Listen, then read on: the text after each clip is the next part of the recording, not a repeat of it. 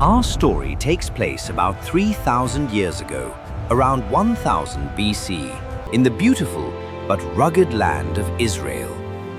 God's chosen people, the Israelites, are frequently in conflict with the Philistines, a powerful warrior nation from along the Mediterranean coast. The Philistines were known for their advanced iron weapons, skilled armies, and fierce determination.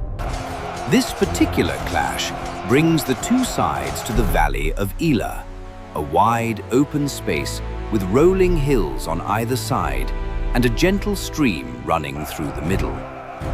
Normally, battles like this would explode into full chaos right away, with soldiers charging and swords clashing. But this time, everything comes to a complete stall. The reason? One single man on the Philistine side who changes the entire game, the mighty Goliath. Goliath was a giant in every possible sense of the word.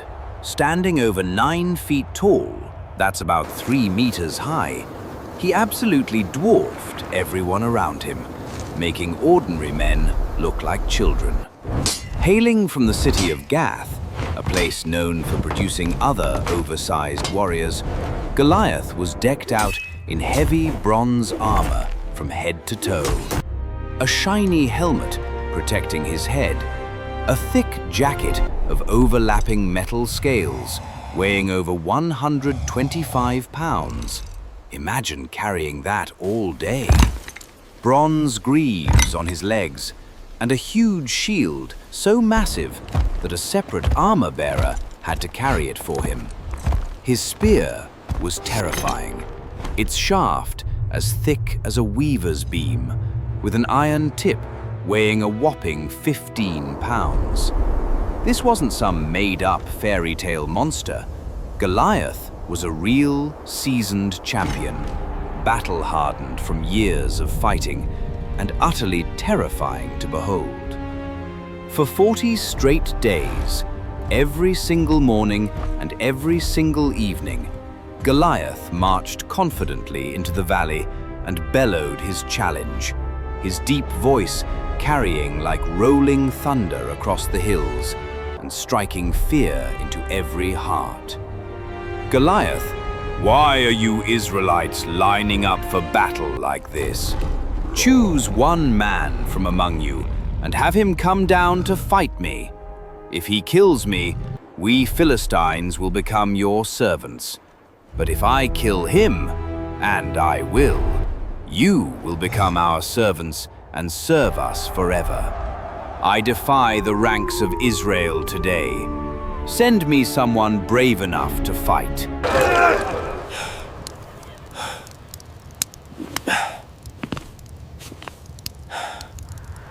Imagine the chilling, paralyzing effect those words had. The Israelite army, led by King Saul, a tall, impressive leader, personally chosen by God through the prophet Samuel, was filled with trained, experienced men ready for war. Yet Goliath's daily taunts struck deep, crippling fear into their hearts. He wasn't just threatening their lives, he was boldly insulting their God, mocking their faith, and calling the entire nation weak and cowardly. Day after day, no one stepped forward to answer the call. The entire future of the nation hung in the balance. One single fight to decide freedom or slavery. Hope seemed completely crushed under the giant's massive boots. I'll fight you myself. I'll fight myself. He leads me beside the still waters, restores my soul. But far from the noisy, fearful battlefield, in the quiet little town of Bethlehem, lived a young shepherd named David.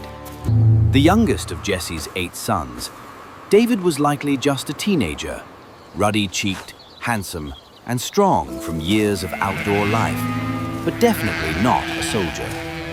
His daily job was tending the family sheep, a role that carried huge responsibility and real danger. Wild lions and bears roamed the hills and sometimes attacked the flock, forcing David to protect his sheep, often alone under the vast stars at night. What truly set David apart wasn't his physical size or fighting skills, but the depth of his heart and faith. He loved God deeply and personally, composing beautiful songs of praise on his harp during those long, quiet hours. In those lonely moments watching over sheep, David learned to trust God completely, seeing him as the true shepherd who guided, protected, and strengthened him through every trial. David, this journey is vital. Carry these supplies and remember your path. One ordinary day, Jesse gathers food supplies and calls David over. Your 3 oldest brothers are serving in Saul's David, army at the front there lines. is important work Take to be this done. roasted grain, these 10 loaves of bread, Take these supplies and with 10 you. cheeses to them and to their commander. Find out how they're doing, bring back some news, and hurry. David jumps at the chance for a break from routine and some adventure, slings his familiar shepherd's bag over his shoulder, and sets off eagerly toward the valley. Hey, brothers! What is that? Goliath again! The timing couldn't have been more dramatic. David reaches the front lines just as Goliath strides out for his evening challenge. Men scatter and hide in their tents. King Saul has even offered huge rewards for anyone who defeats the giant. Great riches, his own daughter's hand in marriage, and tax exemption for the hero's family. But still, deafening silence. David turns to the fleeing soldiers around him. Who is this uncircumcised Philistine that he dares to defy the armies of the living God? His oldest brother Eliab overhears and scolds him angrily. Why have you come down? Why have you come down With here? whom have you left I know those your few sheep in the cheekiness. wilderness? You just want to watch the fight and cause trouble. Why But have you come David here brushes at off night? the criticism completely. I know your insolence His focus and isn't your on wicked personal heart. glory. It's on honoring God and defending his name. Soon, excited whispers reach King Saul. There's a young man here who's not afraid of the giant at all. David is quickly brought before the king in the royal tent. Saul eyes the young shepherd Are boy you doubtfully really so from head to confident, toe. young man? I am You my can't king. possibly go I against am this my Philistine king. and fight him. You're only a boy, and he's been a fighting man since his youth.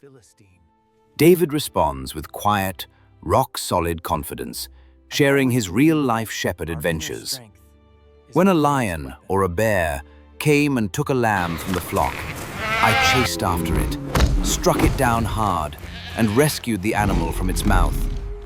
If it turned on me and attacked, I grabbed it by its beard, struck it again, and killed it dead. The same Lord who delivered me from the paw of the lion and the bear will deliver me from the hand of this Philistine. Face this giant. Saul, and I will deeply be moved victorious. by this pure, genuine faith, finally relents.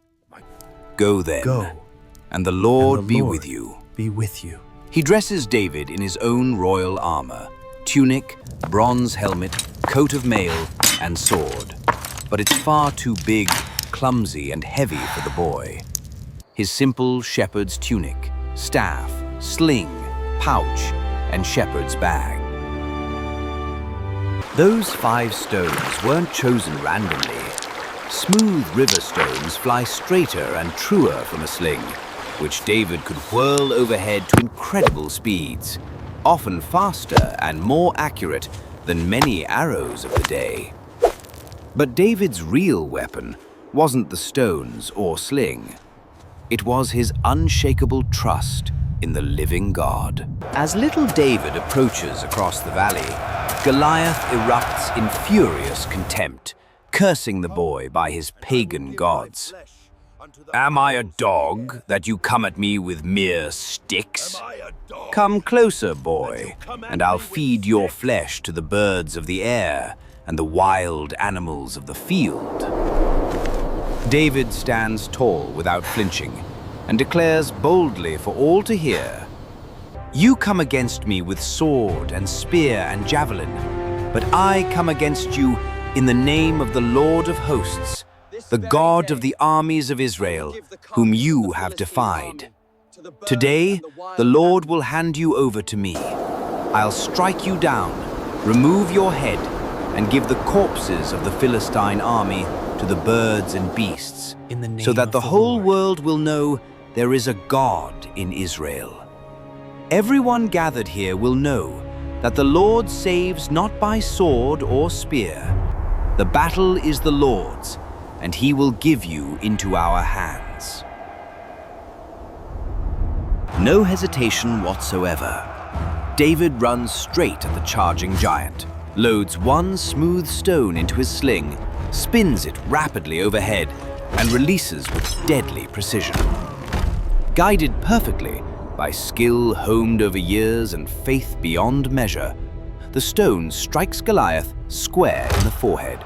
The giant staggers, eyes roll back, and he topples forward with a thunderous, earth-shaking crash, stunned and finished. David leaps swiftly onto the fallen warrior, draws the massive sword from its sheath, struggling with its weight but determined, and completes the victory decisively. Seeing their unbeatable champion dead on the ground, the Philistines panic completely, break ranks, and run for their lives. Energized and inspired like never before, Do not let them the escape. Israelites chased them all the way back to their fortified cities, capturing weapons, supplies, and a decisive victory. It was a total turnaround, from crushing despair to overwhelming deliverance in a single moment. King Saul immediately promotes the young hero and asks about his family background. This incredible day launches David's remarkable rise. Deep friendship with Prince Jonathan, marriage into the royal family, and eventually becoming Israel's greatest king. But the core lesson of this story endures forever. God delights in using ordinary, faithful people, often the smallest and most overlooked, for the most extraordinary things. Today, your personal Goliath might be fear that paralyzes you, failure that haunts you, or hardship that feels impossible to overcome. Like David, prepare faithfully in the quiet, everyday times of life. Reject the ill-fitting armor the world offers, and step forward boldly, trusting the one who truly fights for you. Remember David's powerful words, "The battle belongs to the Lord, belongs and to with the him Lord. on your side, no giant is ever too big to fall." Thank you so much for joining this animated journey through the timeless story of David and Goliath.